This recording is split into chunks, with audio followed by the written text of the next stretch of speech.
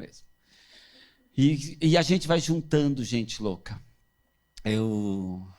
Primeiro vou fazer uma apresentação formal daquela que é uma jornalista que eu admiro há muitos anos.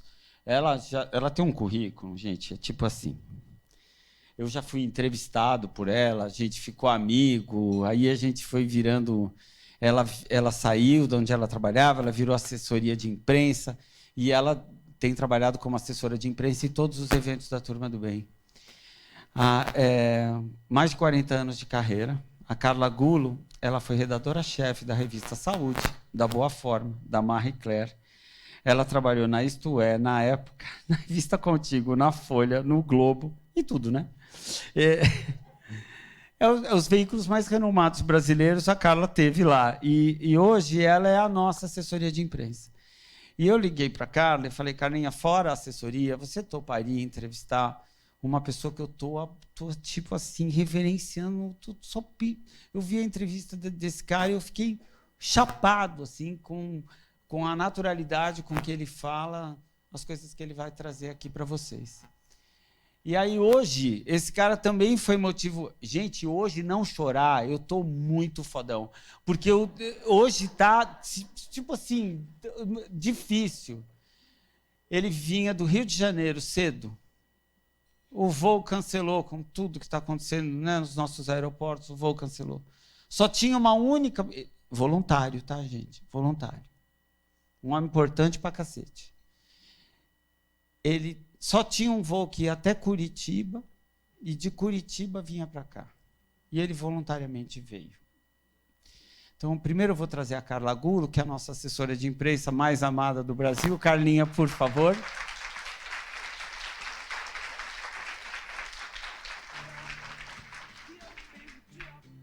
Agora o palco é teu, irmão. Obrigada, gente. Não sou tudo isso, não.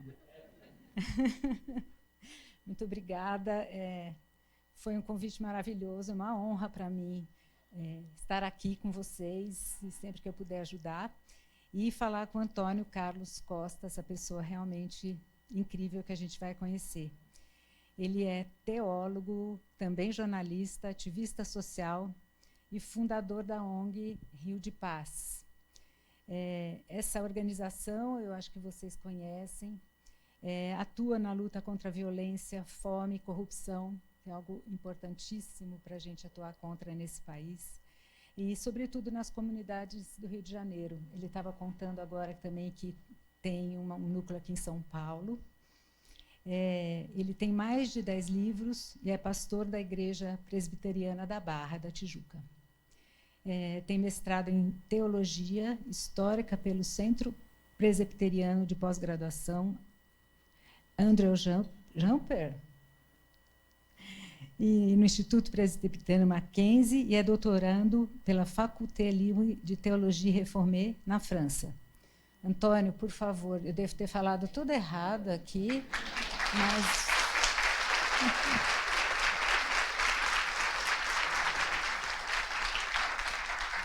Bem-vindo. Senta aqui? Sentar, por favor. Você quer falar mais alguma coisa de você aqui? Como que você chegou aqui? Como que você está? Um pouco de você, se você mais alguma coisa que você gostaria de contar da sua trajetória? Primeiro, expressar minha gratidão. Entre tantos brasileiros, vocês escolheram justamente a mim para estar aqui. Me sinto super honrado. E eu espero que seja um momento muito especial para todos nós, porque é algo em comum. Isso se tornou visível enquanto eu via as expressões faciais de vocês ao tomarem conhecimento do que está acontecendo no Brasil por meio dessa ONG. A alegria de vocês estarem se sentindo úteis, viabilizando a vida humana, ajudando pessoas a viver melhor. Isso nos une. Eu estou aqui porque participo desse sonho que move o coração de vocês. Eu acho que perturbação é a resposta inevitável de brasileiros que não perderam ser diante desse cenário de desigualdade brutal do nosso país, e compaixão. Então, nós olhamos e sentimos profunda revolta com o fato de sermos a 10ª economia do mundo e estarmos entre as nações mais desiguais do planeta, e, ao mesmo tempo, nos compadecemos do nosso povo, porque não é uma miséria qualquer. Eu estive agora no sertão do Seridó, no Rio Grande do Norte, numa cidade chamada Currais Novos.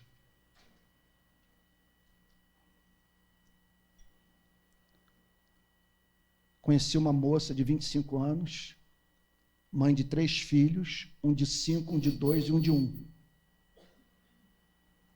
Por não ter o que comer, essa experiência de 2 meses atrás, ela pegou uma panela, encheu de água, jogou um osso dentro, osso literal, esquentou aquela água e ofereceu como sopa para as suas 3 crianças.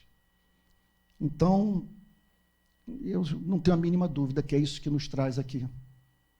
É o desejo de viver num país mais justo, e enquanto o Estado brasileiro não toma vergonha na cara, nós fazemos a nossa parte. Porque não dá para ficar esperando o pleno sucesso da economia de mercado ou a revolução do proletariado. Não dá para ficar de braços cruzados esperando um milagre. E, nesse sentido, eu quero lhes dizer que não é coisa de somenos estar aqui entre brasileiros que me fazem ter orgulho de pertencer a essa nação.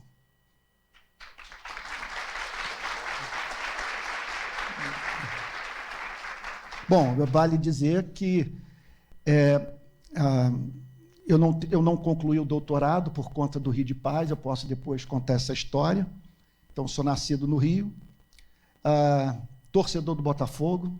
Vocês sabem que nós entramos agora na era do capitalismo. Nem o capitalismo está dando certo no Botafogo, porque agora nunca recebemos tanto dinheiro, virou empresa e não estamos ganhando nada. Então, é uma batalha. Então, conta um pouco sobre a ONG, o Rio de Paz. Vai virar um documentário sobre a ONG agora também. Sim. Em dezembro, a Globoplay vai contar a nossa história. Muito legal. Um documentarista uruguaio se interessou e produziu um documentário que eu acho que vai dar o que falar. Nossa história começa, na verdade, em 2006. O destino da minha vida foi mudado por uma determinação do tráfico de drogas. Uma decisão tomada em Bangu, em 2006.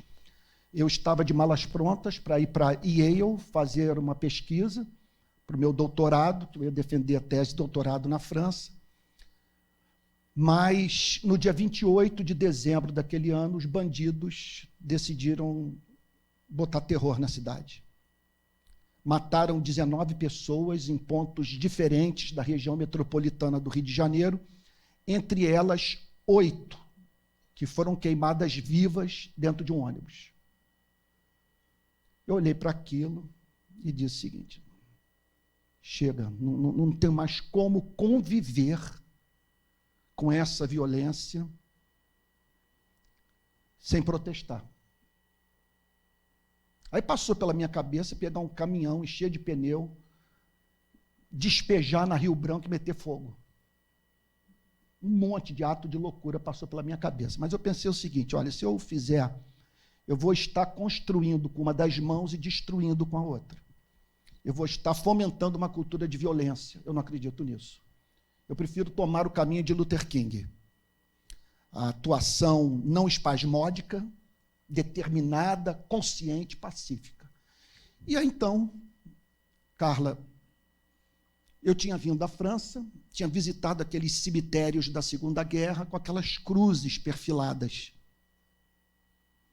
Falei, quer saber?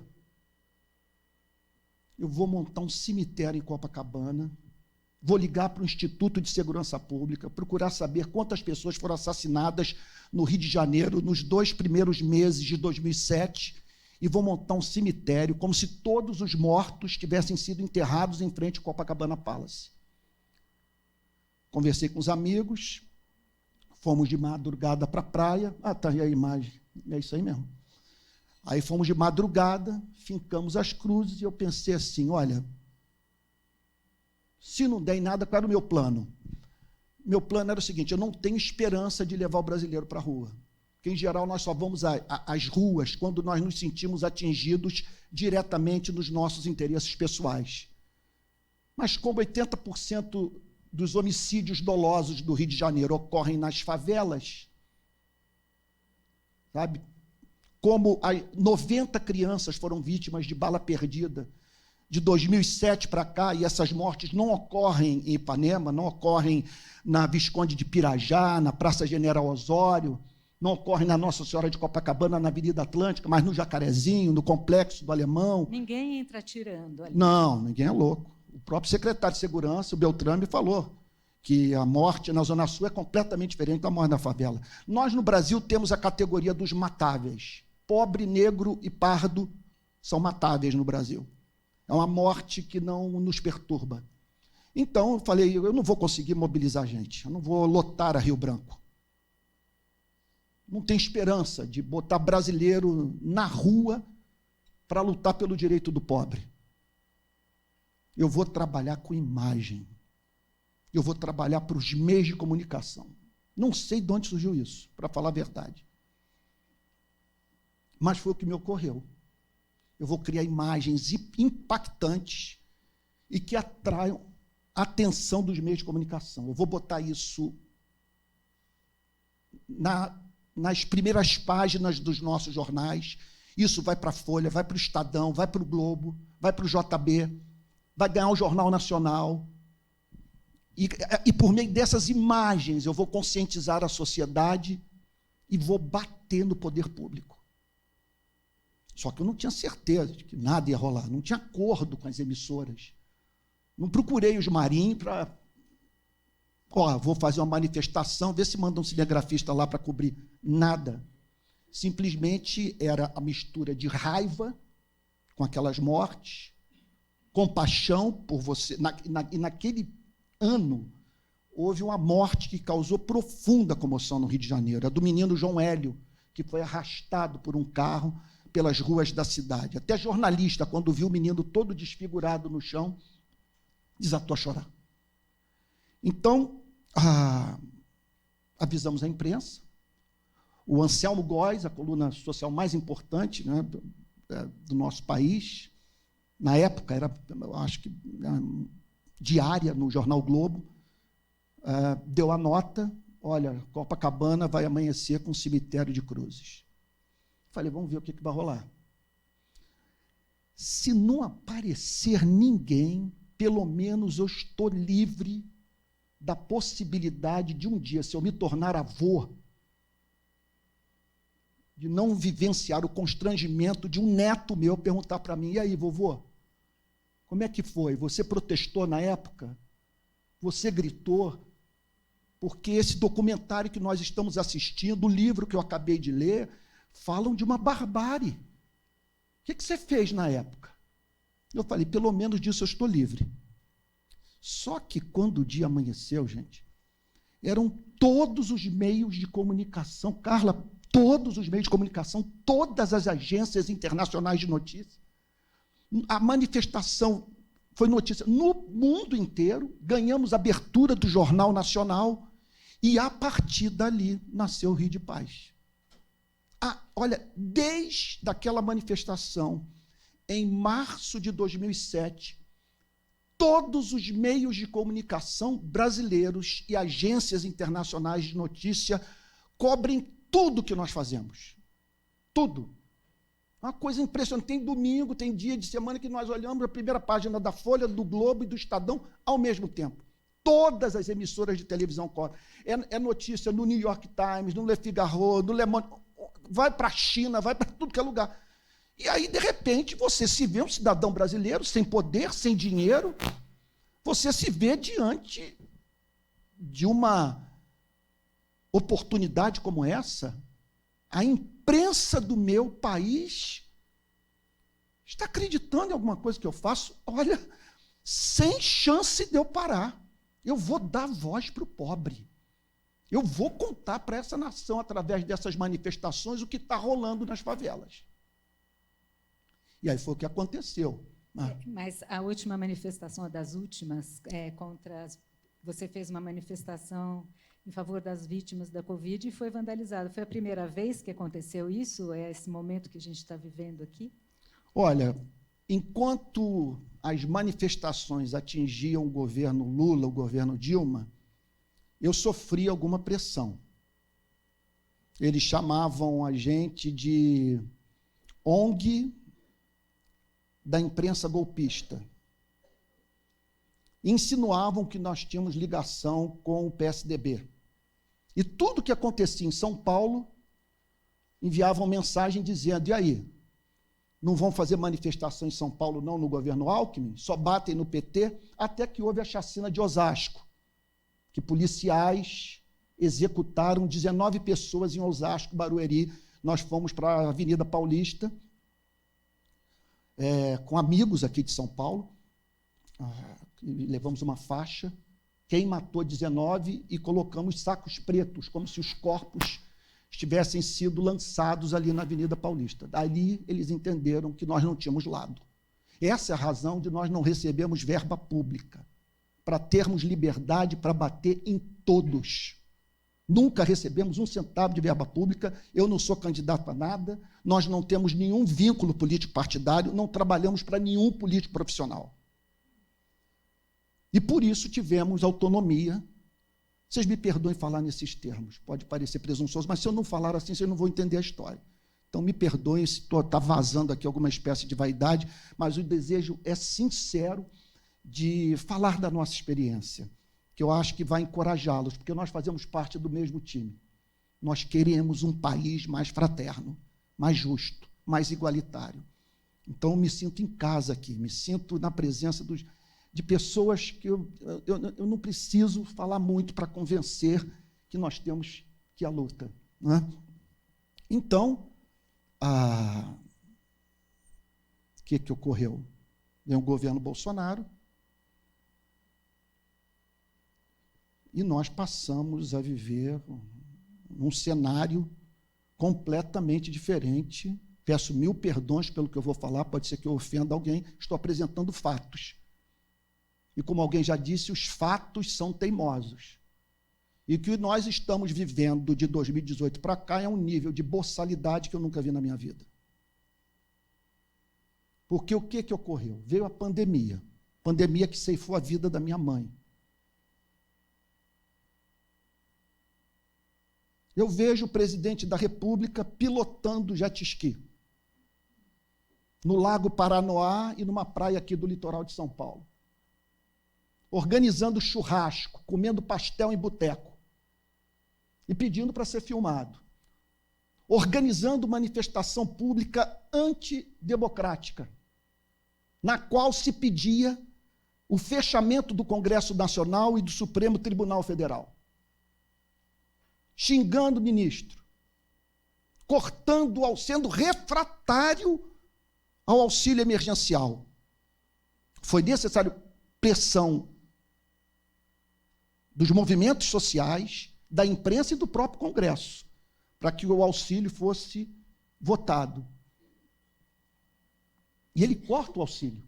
Nós tivemos que ir para Brasília, espalhamos 584 pratos vazios, dizendo que isso é uma loucura cortar o auxílio emergencial num cenário de 30 milhões de desempregados por baixo. De mãe oferecendo sopa de osso para filho. Aí você vê o presidente da República prescrevendo remédio sem eficácia comprovada, ignorando todas as normas, todos os procedimentos prescritos por infectologistas das nações livres e desenvolvidas do mundo inteiro, estimulando as pessoas a romperem com o distanciamento social, fazendo piada com pessoas com falta de ar. Eu falei, o quê? Você sabe que essa semana eu fui entrevistado por um meio de comunicação finlandês, e por um meio de comunicação português. O jornalista português disse para mim o seguinte: quando eu vejo as declarações do presidente de vocês, eu olho para elas e digo o seguinte: não é possível, deixa eu ler de novo. Eu disse para ele não mostrar as declarações dele para Marine Le Pen, ícone da extrema-direita francesa. Ela disse o seguinte: olha, isso aqui é intransponível para a França. Ninguém consegue espaço na vida pública francesa falando esse tipo de coisa. Então, falei, vou levar a manifestação para a praia de Copacabana. E aí fincamos as cruzes em frente àquelas covas que reproduziam a cena de Manaus, daqueles cemitérios, falta de oxigênio, aquele monte de gente morrendo. Eu falei, eu vou criar um cenário como aquele. E foi o que fizemos. Aquela manifestação foi para o planeta. Só que o que nós não esperávamos, embora na madrugada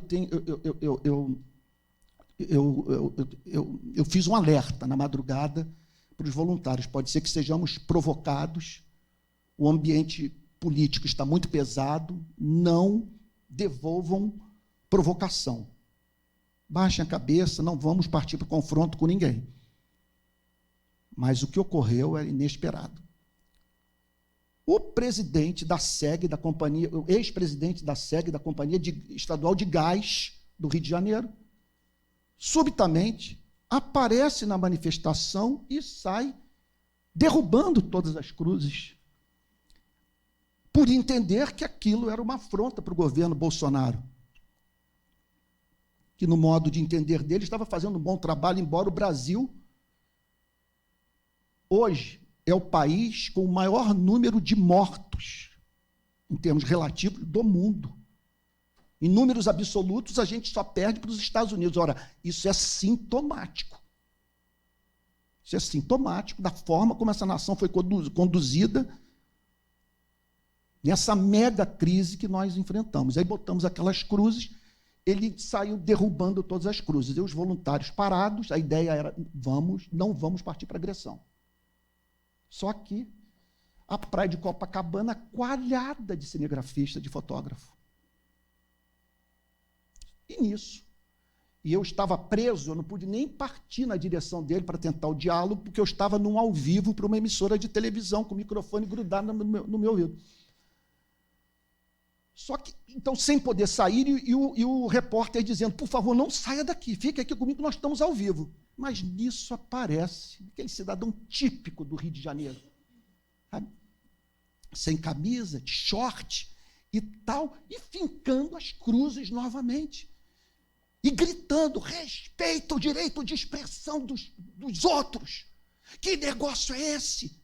Eles têm o direito de estar aqui. Se você quiser fazer a sua manifestação, que você faça. E outra coisa, essas cruzes aqui representam o meu filho que eu acabei de enterrar, que morreu de Covid. Gente, foi um silêncio. Aquelas imagens correram o mundo.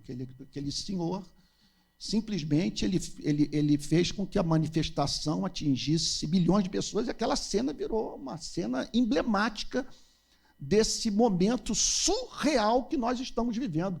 Onde já se viu o brasileiro ter medo de ir para o 7 de setembro, medo de apanhar? Que história é essa? Que história é essa, gente? Como permitimos que chegássemos num ponto como esse? Eu digo, lidando com a imprensa europeia, americana, todos querem entender o que está se passando nesse país. Como que vocês toleram? Vocês me perdoem, porque quem está na pista, estou vindo agora de enchente em Recife, enchente em Jaboatão dos Guararapes, enchente em Maceió, desgraça na minha cidade, lidando com fome, com homicídio, sabe, com o horror que eu testemunho diariamente no Rio de Janeiro. Então você tem uma oportunidade como essa, diante de pessoas com as quais você tem afinidade. Acaba que uma entrevista como essa vira um momento de catarse, né? Vocês me perdoem. Pode ir, Carla. Gente, me perdoem por ser tão prolixo, por desabafar, estou rompendo todas as regras de comunicação. Poderia... Não mil tem perdões. regra, não tem regra. Tá bom. Não tem regra, por favor, fique à vontade de... Tá bom. É o que a gente quer ouvir, não é? Mas, escuta, você acha... O seu depoimento também, você perdeu sua mãe para a Covid, como você já disse, e você deu um depoimento histórico também, muito contundente, na CPI da Covid. Será que um dia vai haver punição? É uma questão que acho que é... Olha, eu não acredito. Você está me falando de punir Bolsonaro e seus filhos. Sim. Eles só não foram punidos ainda porque a gente não tem democracia com força suficiente para enfrentar 30 milhões de eleitores do Bolsonaro, entre os quais uma fração significativa de gente armada de fuzil e pistola. O que ele fez, como é que não foi parar atrás das grades? Você imagine o Emmanuel Macron. Você imagine o Joe Biden. Angela Merkel, que esteve à frente da Alemanha durante a grande parte da pandemia, quer dizer, dando as declarações em seus respectivos países que foram feitas aqui no nosso país. Se é uma gripezinha, uma pessoa com a minha estrutura física vai tirar isso de letra. Estimulando a classe trabalhadora a entrar em transporte público, tomar metrô, gente. Pegar van para manter a economia do país em funcionamento. Num cenário como o dessa pandemia, em que vimos pessoas perderem a vida da noite para o dia, e por muito menos. Então, o pior só não aconteceu porque houve brasileiros que foram às ruas, que protestaram, e jornalistas, nossa imprensa está de parabéns, que não se calou. Poderia ter sido muito pior. Mas o que eu acredito, Carla,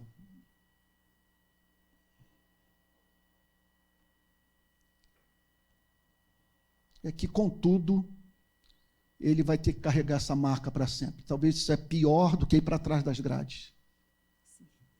Sabe? É você carregar esse estigma aí por o lixo da história. Pessoas morrendo e você vê o seu presidente pilotando jet ski no Lago Paranoá, gente.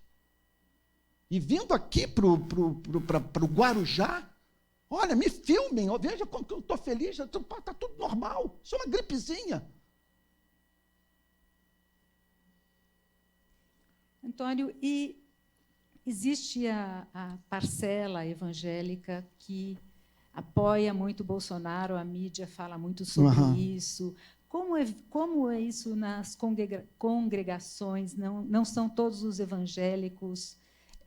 Como é esse cenário, assim? Porque eu acho que a mídia fala muito isso. Os evangélicos, como se diz, os católicos, como se não houvesse diferença. Acho que é importante a gente esclarecer isso, né? Puxa vida, não sei nem por onde começar. Que pergunta. Porque é muito difícil? Não existe. Porque lida com os meus valores.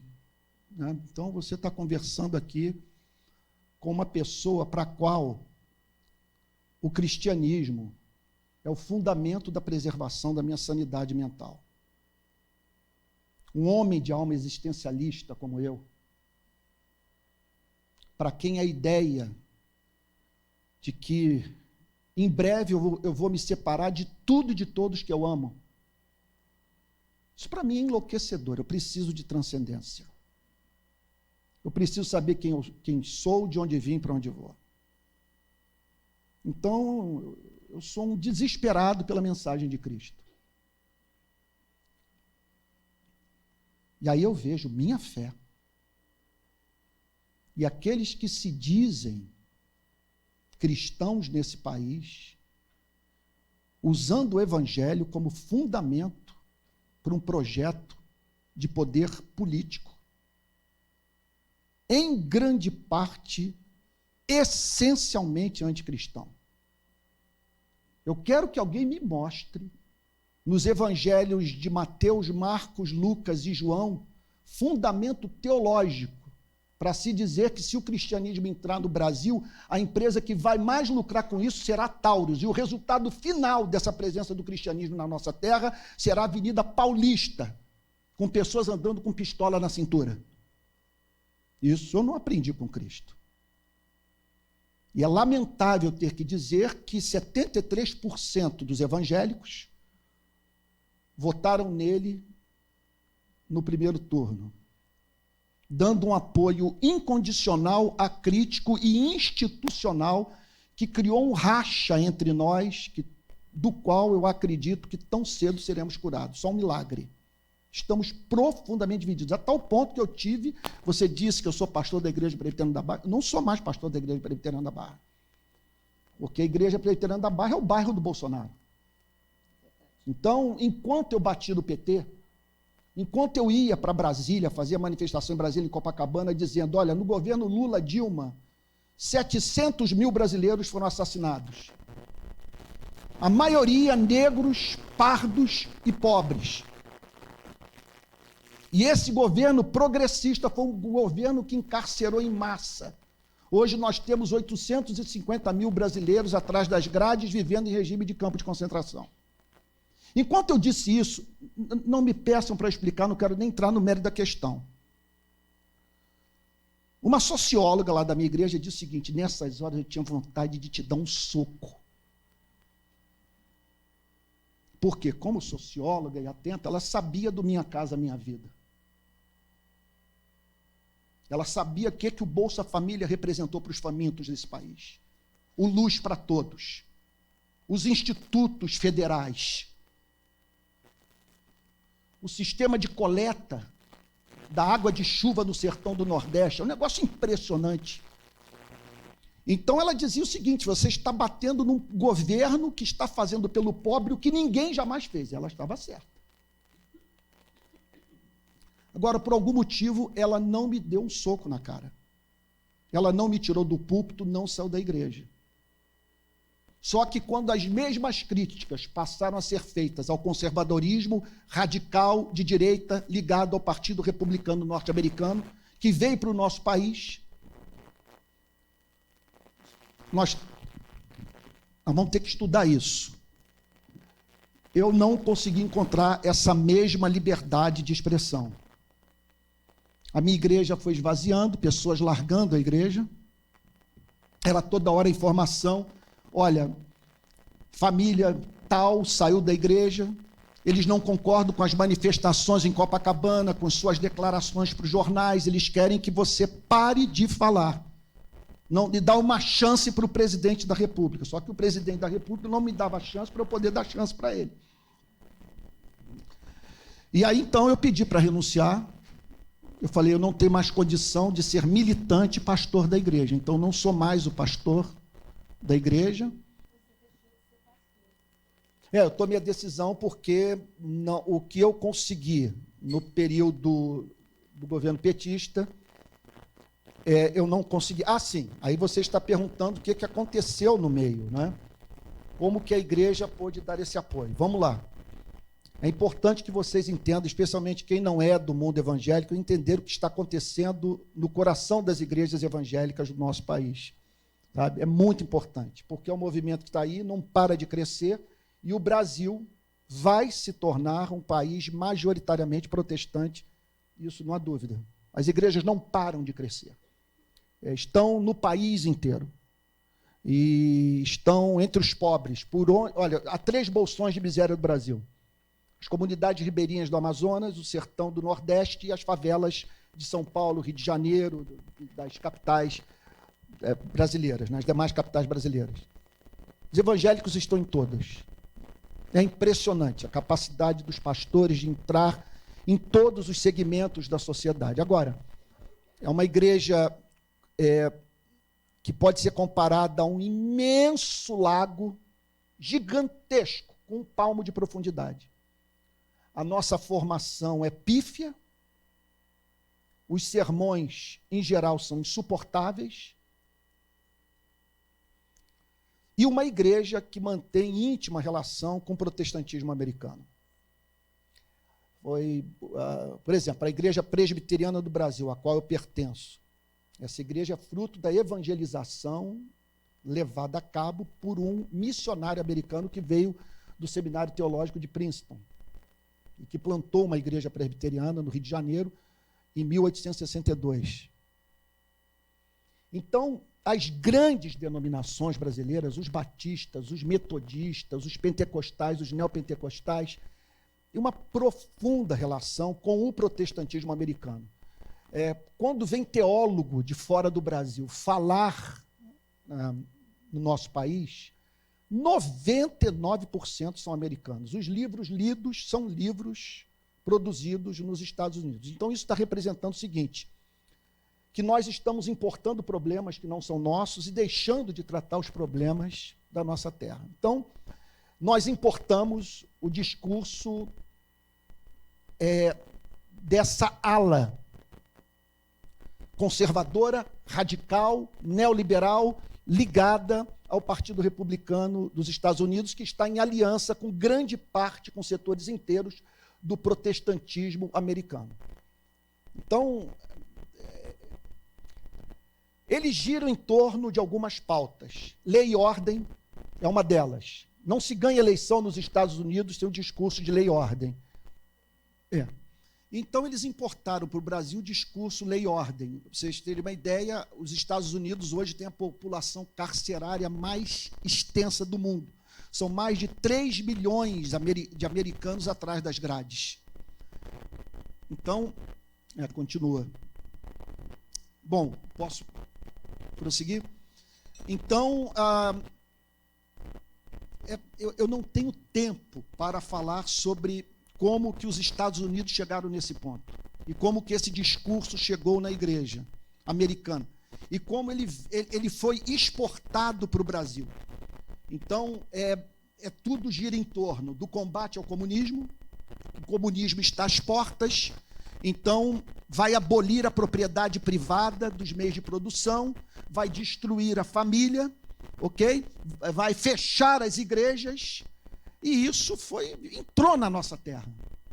O Olavo de Carvalho é muito responsável por isso, sem a mínima dúvida, mas os pastores brasileiros têm a maior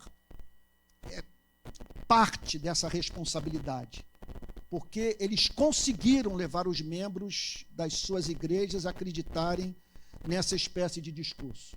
Em que você fala sobre encarceramento em massa, você estimula a polícia a matar, uma polícia que segue aquela mentalidade do atire primeiro para saber quem é depois, e eu que estou lá na ponta vendo, quer dizer, lidando com policiais, sendo filho de policial, trabalhando em favela, estou dizendo o seguinte, isso é uma loucura. Isso é um devaneio. Não pode a polícia fazer operação policial em favela do Rio de Janeiro em horário de funcionamento escolar.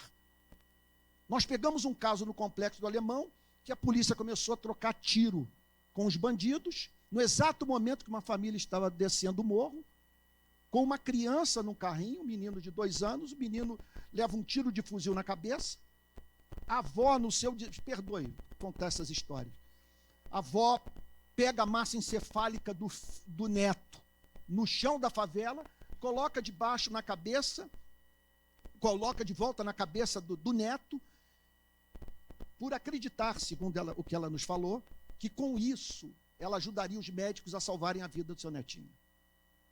Eu peguei um caso em Belford Roxo de uma mãe cuja filha foi vítima de bala perdida. A filha tinha 1 ano, tinha feito 1 ano em dezembro. Ela perdeu sua filha num quebra-mola em Belford Roxo em janeiro. Ela chega no hospital com a filha morta, como encontrava-se ainda no período da amamentação, ela pega a menina morta e traz ao peito para amamentá-la. Em seguida eu vejo essa mãe se jogando dentro do túmulo para tirar o caixão branquinho lá de dentro. É por isso que eu peço a vocês muita paciência. Sabe, não estou querendo ser dramático ou bombástico e tal, nem muito menos estragar o final de semana de vocês, mas esse é o Brasil real. E um Brasil que tem a polícia que mais mata e que mais morre no mundo, muito em parte em razão do cheque em branco que passamos para as forças policiais, especialmente nós, cidadãos de classe média. Essa polícia é reflexo do que somos, reflexo da cultura brasileira, um traço da nossa cultura contra o qual vocês estão combatendo com a turma do bem, é o desrespeito pela santidade da vida humana. Vida humana não tem valor no nosso país. Como é que pode, na minha cidade, 90 crianças serem mortas por bala perdida, a maioria em operação policial, e o Rio de Janeiro no Pará? E você ter governador eleito com o discurso do tiro na cabecinha. Que história é essa? Por que nós fazemos as mesmas coisas há dezenas e dezenas de anos e esperando resultados diferentes? Por que isso? O que nos impede de combater a desigualdade social? O que nos impede de pressionar o poder público a fim de que o Estado entre na sua plenitude na comunidade, não apenas o Estado policial, mas o Estado que leva dentistas, leva médicos, leva acesso à saúde pública decente, à educação pública de qualidade, que abra nas comunidades áreas de lazer. E é impressionante que quando nós... Eu tenho certeza que a turma do bem vive isso, porque é o que nós estamos vivendo. Que quando nós fazemos a nossa parte, quando nós investimos nessa gente cuja vida é ignorada pelo poder público, pela sociedade, os resultados são impressionantes. O retorno, a superação, quer dizer, o Estado brasileiro, ele funciona como obstetra do crime. O que está latente se torna patente, em razão dessa provocação. Você imagine, uma cultura de consumo num contexto de guerra às drogas e desigualdade social. Uma polícia mal treinada, mal supervisionada, mal remunerada, desvalorizada. Polícia Civil fazendo o policiamento investigativo, trabalho investigativo, a militar o policiamento ostensivo, e essas polícias se odeiam, se boicotam, não dialogam uma com a outra, e a gente no meio. Por que tem que ser assim? E aí, quando nós... Olha, uma história linda que eu poderia contar, que tem a ver com a missão de vocês, que é o trabalho nas carceragens da Polícia Civil no Rio. Então, meu Deus, não dá para contar a história toda, mas eu sei que o delegado deu a chave da Polinter para a gente, que a porta de entrada para o sistema prisional era, a história é muito longa, por confiar na gente. E aí, então, um dentista, Gregório Dotorovitch, começou a cuidar dos dentes dos detentos da Polinter de Neve. Eu me lembro até hoje de uma dentista lá do Rio. No meio daqueles atendimentos, nós montamos uma unidade móvel para cuidar dos dentes, dores insuportáveis. Imagina o sujeito atrás das grades, 25 centímetros quadrados de espaço por detento. Nós ganhamos uma primeira página do Globo com um voluntário nosso segurando um termômetro dentro da cela que apontava 57 graus Celsius. 40% dos detentos brasileiros não tiveram a sua culpa ainda estabelecida pela nossa justiça. 70% estão atrás das grades em razão de crime contra o patrimônio, roubo de celular, ou envolvimento com a dinâmica do tráfico de drogas. Num contexto em que mais de 90% dos homicídios dolosos não têm a sua autoria elucidada. Ou seja, é um país que prende muito e prende mal. E quando você vai para trás das grades, tem contato com esses brasileiros, oferece-lhes um mínimo de dignidade, você vê se manifestar aquilo que há de belo, aquilo que há de humano, aquilo que se manifestaria se nós vivêssemos num modelo de sociedade mais decente. Eu me lembro de um detento virar-se para a nossa dentista e dizer o seguinte: moça, a senhora vai usar anestesia? Porque ele acreditava que o detento não tem direito à anestesia.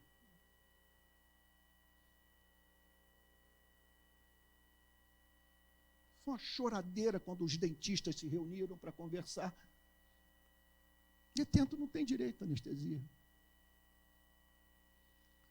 Bom, cuidamos dos dentes, lutamos para que eles tivessem acesso a banho de sol, montamos uma biblioteca. Bom, vocês me perdoem falar, eu sou cristão, então eu falei do cristianismo para eles. Uns 50 do Comando Vermelho, do Terceiro Comando, amigo dos amigos e milicianos, se tornaram cristãos, largaram o crime.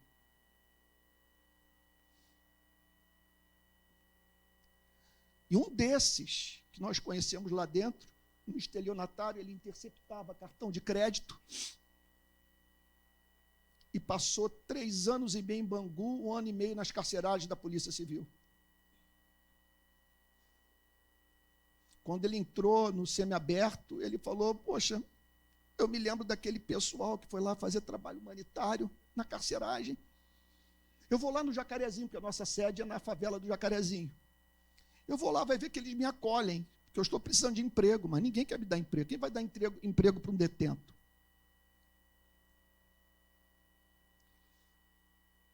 Resumindo a história, hoje ele é meu braço direito.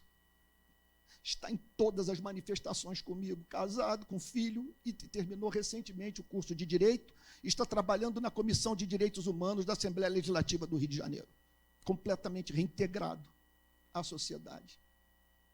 Esse é o Brasil que pode emergir se vocês não desistirem. Se vocês continuarem na ponta, eu sei que é difícil fazer o bem no Brasil. Tem recurso para nada. E me parece que vocês tomaram a opção de trabalhar sem verba pública também. Olha, vocês não têm ideia do que isso vai representar para vocês. Isso é liberdade. Isso é liberdade. E vocês não vão estar associados a nenhum corrupto. Agora, é pedreira. A gente não tem tempo para nada, não tem tempo para a família. Trabalhamos 8, 10 horas por dia, são 4 horas diárias no trânsito, em engarrafamento, e ainda temos que encontrar espaço para ir para a comunidade, ou receber morador de comunidade no consultório. Não é fácil, mas não desistam. Vocês são o lado bonito dessa nação. Esse lado que vai vencer. Esse lado que vai tornar o nosso país uma referência de respeito à santidade da vida humana no mundo. Nós vamos vencer essa batalha.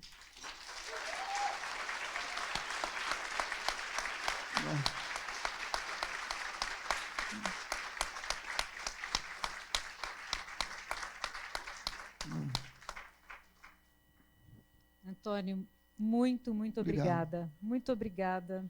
Pessoal, muito obrigado por tudo. Obrigado. Foi uma honra.